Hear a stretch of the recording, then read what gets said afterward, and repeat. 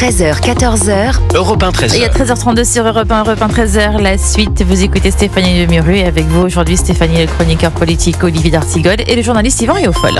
L'Algérie qui va donc expulser 15 nouveaux agents français en poste à Alger. Ils avaient été envoyés en mission de renfort temporaire, notamment dans le secteur des visas. Depuis, on s'en souvient, le renvoi de 12 agents français du ministère de l'Intérieur le mois dernier. Alors, messieurs, officiellement, Alger qui évoque des manquements flagrants et répétés de France au respect des procédures, mais enfin, manifestement, comme nous l'expliquait tout à l'heure notre journaliste d'Europe 1, l'Algérie reproche en fait à la France et notamment à nos confrères du JDD un article qui ne leur a pas forcément plu, Olivier d'Artigol, sur les barbouzeries algériennes en France, tous ceux qui accusent Tebboune et son régime. C'est le titre de l'article. Exact, et dans cette crise franco-algérienne, on n'en voit pas le bout.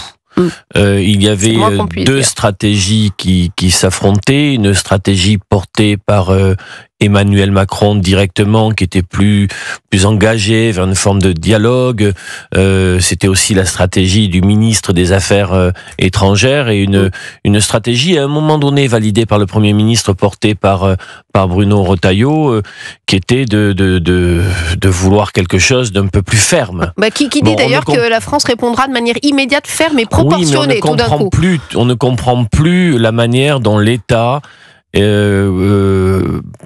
réfléchit, pense cette crise algérienne, ce qu'il entend faire, et de toute manière nous avons bien compris que le seul à décider de la manière dont ça peut se passer est le président de la République et personne d'autre. Alors c'est un quinquennat où au début il y avait eu une alliance assez spectaculaire avec le régime algérien, puis après la reconnaissance du Sahara occidental, l'intervention sur le Sahara occidental, donc qui a beaucoup fâché l'Algérie, avec un retournement d'alliance, puisque la fin du quinquennat est donc marquée là par une alliance plus forte avec le Maroc, sans qu'on ne sache vraiment ce que cela nous apporte très précisément. Je dois avouer, tout en essayant de suivre précisément cette actualité, on ne sait plus où nous en sommes.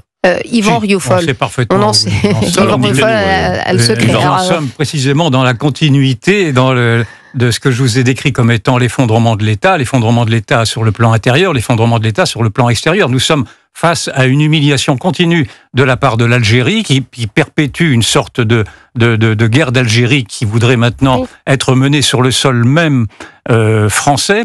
Oui, mais vous faites quoi ? Vous répondez quoi ? Je n'écoute pas ceux qui avaient traité d'amateurisme la politique suivie par Bruno Retailleau, et je pense à ces mots qui avaient été employés par Dominique de Villepin notamment, qui se targuait de savoir quoi faire, et qui était un peu le porte-parole également du président de la République et de son ministre des Affaires étrangères. On voit bien que précisément, à vouloir chercher l'apaisement avec quelqu'un qui nous veut des noises, qui nous veut la guerre, qui veut perpétuer cette guerre d'Algérie, nous perdons, et non seulement nous perdons, mais nous humilions aux yeux même des Algériens, des Français algériens ou des Algériens en France, dont on dit qu'il serait 7 millions d'Algériens ou de Franco-Algériens, et dont on supposerait qu'ils se reconnaîtraient dans les susceptibiltés exacerbées de Tebboune. Je n'ose pas croire qu'il y aurait 7 millions de Franco-Algériens qui se reconnaîtraient dans les susceptibilités de Tebboune, mais si c'est cela, alors en effet, la perspective d'un affrontement devient de plus en plus grave, parce que ce serait également un affrontement quand vous dites intérieur. Affrontement, vous pensez à quoi concrètement ? Un affrontement qui serait dû au fait que les Algériens ou les Franco-Algériens se sentiraient en état de légitime défense si la France avait à riposter. Or, la France n'ose pas riposter, ou en tout cas, elle dit qu'elle ripostera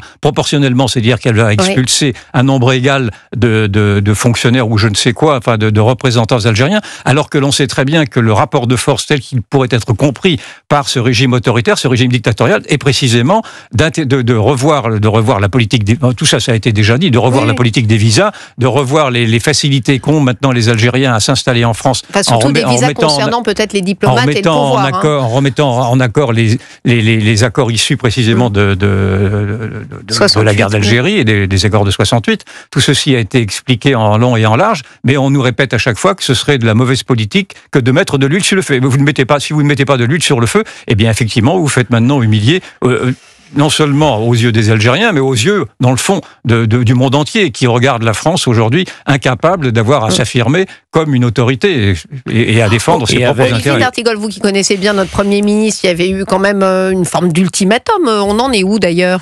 Oui, il y avait eu l'ultimatum de mémoire des 7 à 8 semaines. C'est ça. Mais ce calendrier n'existe plus.